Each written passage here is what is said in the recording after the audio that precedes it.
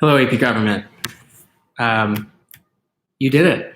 You made it to the last week of this class, to the last week of this semester, and to the last week of high school. You've made it. You did it. All of the hours and the effort and the hard work and the ups and the downs, you've made it through all of it to get to this point. And so congratulations and well done. And I'm proud of you for getting to this point. Some of you took your AP exam last week after, again, even more hours of studying and preparation and reading. And I just want you to know that I'm proud of all of that hard work, and that in general, hard work matters. It's meaningful. Knowing that you have a switch that you can turn on, or just in general, you're like this, to be able to work hard in moments where you need to. That's meaningful and significant, and is something that will stick with you as you move forward away from high school and then on to what's next.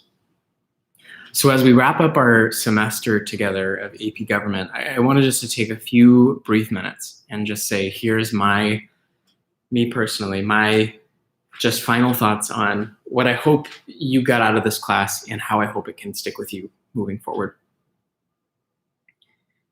So for some of you, it's been, quite a journey and one that required work and effort, from when I first gave you those Christmas break packets to start our semester with, to then closing us with our Zoom review sessions as we walked up to your AP exam. It's been a journey in this class. And between the in-person and then the online-based learning and activities, it might be a little difficult just to kind of keep in mind all of the things we've covered. And being able to kind of have all of that memorized and in your brain would be wonderful and helpful, because you're going to be actively aware of everything that's going on and how things are supposed to be working. But if you take nothing away from this semester besides these next 3 minutes, then so be it. I'll try to make these 3 minutes meaningful and helpful. What I hope you were able to kind of learn and see this year is that the way that government has been structured and put together in the United States of America, first was a little bit of trial by error, as we saw with trying to piece things together as an Articles of Confederation attempt, and with that not working, then a really detailed and complicated process to get a constitution together. So our nation was put together a little bit trial by error. But once we got then the United States as we know it now, what we came to see was an overall system in which there are multiple branches and multiple levels of government, in which powers are separated and cooperative federalism is put into place, so that there is not a single aspect of our government or society that can be too powerful at one given time, and that all or most areas and levels of government are geared to be able to try to account for the common good of as many people within a society as possible. And that all of these powers and responsibilities and roles of the different levels of government we have, all of them rest in the hands of you and me as the common people. We know that the Constitution was put in place to be able to set up government that relied on social contract and consent of the governed. So you individually have a valuable and meaningful voice, and no one can see your community through the eyes that you have. You have a unique perspective, an individual voice, and a way that is very you, about how you see your community, the needs around you, how you look at and think of government, and how you see your place in all of it. I'm not here to tell you how you should think, or what views you should have, or what values you should hold closest to you. But what I am here to do is to say, vote, care, and participate. As you move forward with whatever you take from this class content-wise, I urge you to be determined to vote. Not just in that every 4 years you vote for the president election and the general in November, but that you are determined enough to vote because you realize and understand it is your way to be able to lift up your own voice so that it is heard across any level of government that has anything to do with you.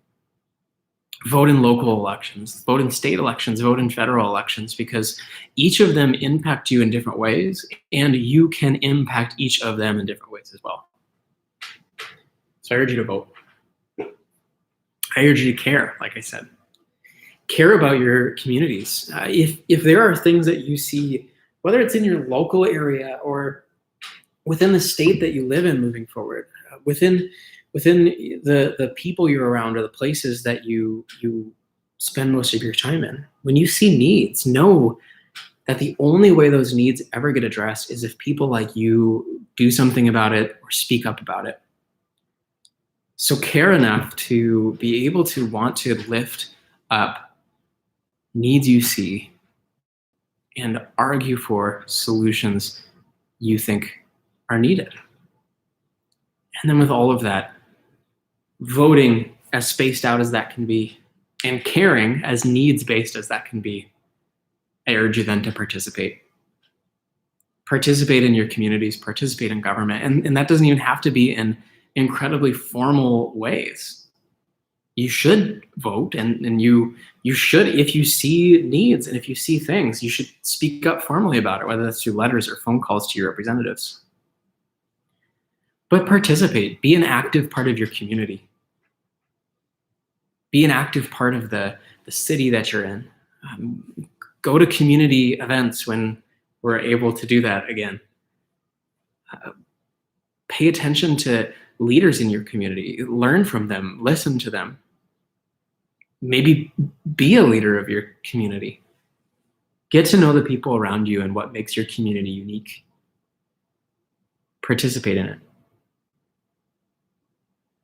So as we finished up a semester of AP Government, I urge you moving forward to participate, to care, and to vote in the ways that are uniquely you. Thank you for what's been a wonderful semester. Thank you for your hard work, all of your effort. You've been a wonderful group to get to work with, and I really will sincerely miss each of you dearly as you move forward from this place. But God's blessings and best of luck and all well wishes to you as you move forward. I'm thankful to have gotten to know you. I'm appreciative to have gotten to teach you. You've been a joy and a blessing to me. Now go be joys and blessings to your communities. God bless you guys.